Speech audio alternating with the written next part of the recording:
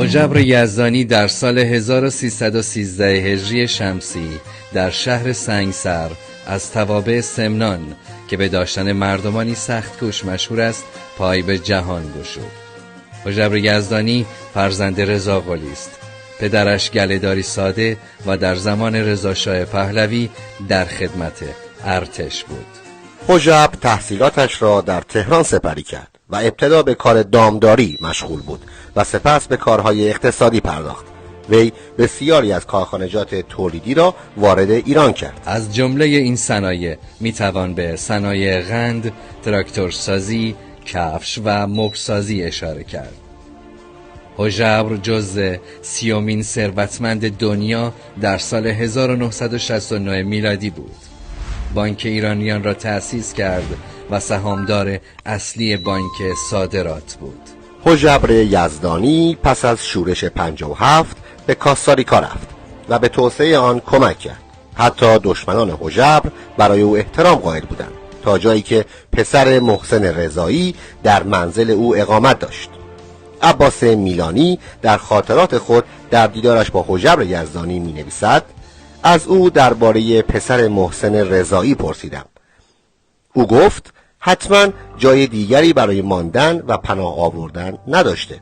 حجبر چندین بانک در کاستاریکا تأسیس نمود و حتی دون پپه که به پدر کاستاریکا معروف است برای اون کار می‌کرده است.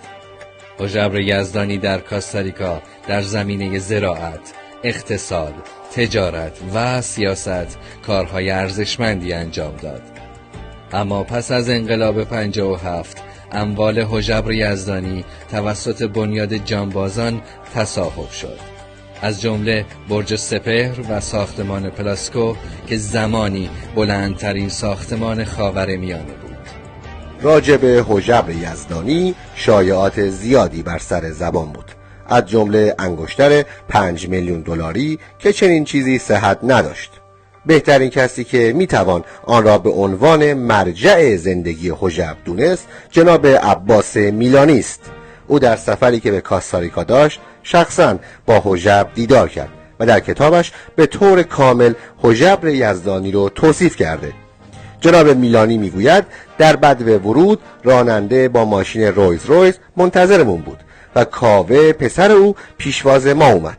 در مسیر فرودگاه تا منزل حجبر دو طرف جاده باغ‌های مرکبات و مزارع پرورش کاکائو وجود داشت که بعدها متوجه شدیم همه متعلق به حجبر یزدانی است. میلانی میگوید وقتی وارد منزل او شدیم مستخدمی ما را به اتاقمان راهنمایی کرد. منزل او به کاخ با شکوهی میماند در بهترین منطقه کاستاریکا در همسایگی کاخ ریاست جمهوری.